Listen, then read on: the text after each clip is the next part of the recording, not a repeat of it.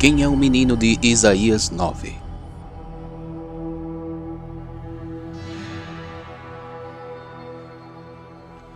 Uma das histórias mais dramáticas em todo o Tanar, Bíblia hebraica, é o relato da batalha entre o rei Ezequias e Sanherive, rei da Assíria. A história é tão marcante que se repete em diversos capítulos da Bíblia. O maior império da época, a Assíria, veio contra o reino de Judá e tomou diversas cidades, inclusive Lachish, a segunda cidade mais importante do reino. Depois disso, o rei Sanherive decidiu atacar Jerusalém e marchou contra a cidade com um enorme exército. O rei de Judá era Ezequias, um dos maiores reis que já se sentou no trono de Jerusalém. Ezequias confiava no Eterno, Deus de Israel.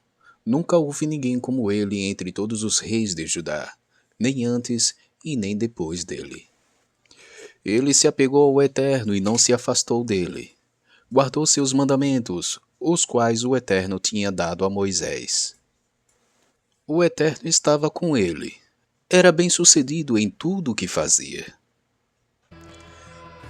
De acordo com a tradição judaica, essa história aconteceu na primeira noite da Páscoa, o que deixou tudo ainda mais fascinante. Imagine o povo judeu, sentado em suas casas durante o sede da Páscoa, enquanto do lado de fora, o maior império da terra esperando para destruí-los. Deus então envia o profeta Isaías com uma mensagem de conforto ao rei Ezequias e ao povo judeu.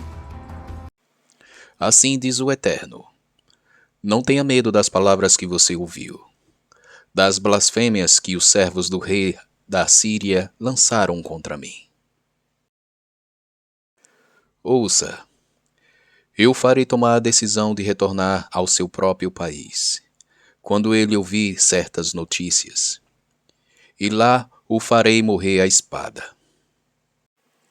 Então, da mesma forma que Deus passou pelo Egito e matou todos os primogênitos, nesta noite da Páscoa, um milagre aconteceu.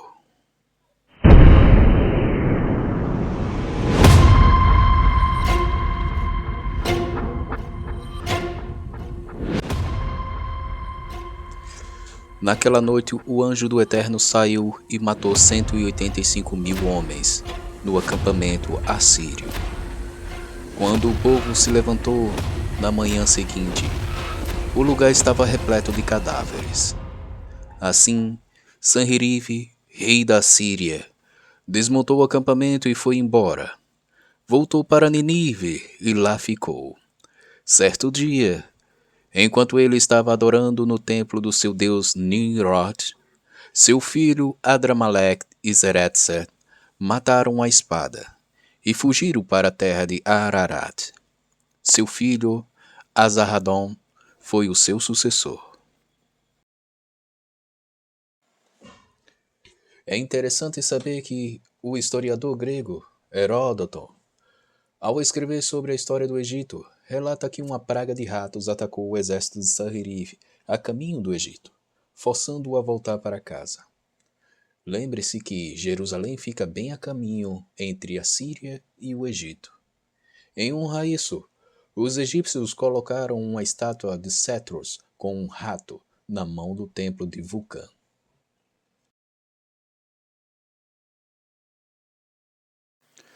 Outro historiador famoso, Berossos, da Babilônia, que viveu por volta do ano 340 antes da Era Comum, conta que uma doença atingiu o exército de Sanherive, matando 185.000 soldados durante uma de suas campanhas. Mas o relato mais importante não veio desses historiadores, e sim do profeta Isaías.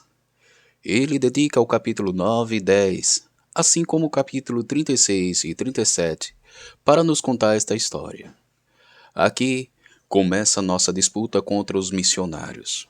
O capítulo 9 de Isaías começa com um relato entusiasmado do profeta, comemorando a grande vitória como introdução aos eventos que serão relatados no capítulo 10. O povo que andava em trevas viu uma grande luz. E sobre os que habitavam na terra de profundeza e escuridão, esplandeceu a luz. Porque tu quebraste o jugo da tua carga e o bordão do seu ombro, que é o cetro do seu opressor, como no dia de Midian. Porque nasceu para nós uma criança, um filho nos foi dado. A autoridade está sobre os seus ombros. Foi chamado o seu nome maravilhoso Conselheiro, Deus forte, Pai eterno, Príncipe da paz. Essa grande vitória foi atribuída ao rei Ezequias, pois veio como resultado de sua submissão a Deus e reconhecimento que somente através dele seria capaz de vencer. Eterno, Deus de Israel, que reina em teu trono, entre os querubins. Só tu és Deus sobre todos os reinos da terra. Tu criastes os céus e a terra. Agora, eterno nosso Deus, salva-nos das mãos dele, para que todos os reinos da terra saibam que só tu, eterno, és Deus. Então Isaías, filho de Amós, enviou uma mensagem a Ezequias. Assim diz o Eterno, Deus de Israel: ouvi a sua oração acerca de Sanherib, o rei da Assíria. Por causa disso, o profeta Isaías agradece a Deus o dia em que o Ezequias nasceu e por ter sido feito o rei de Judá.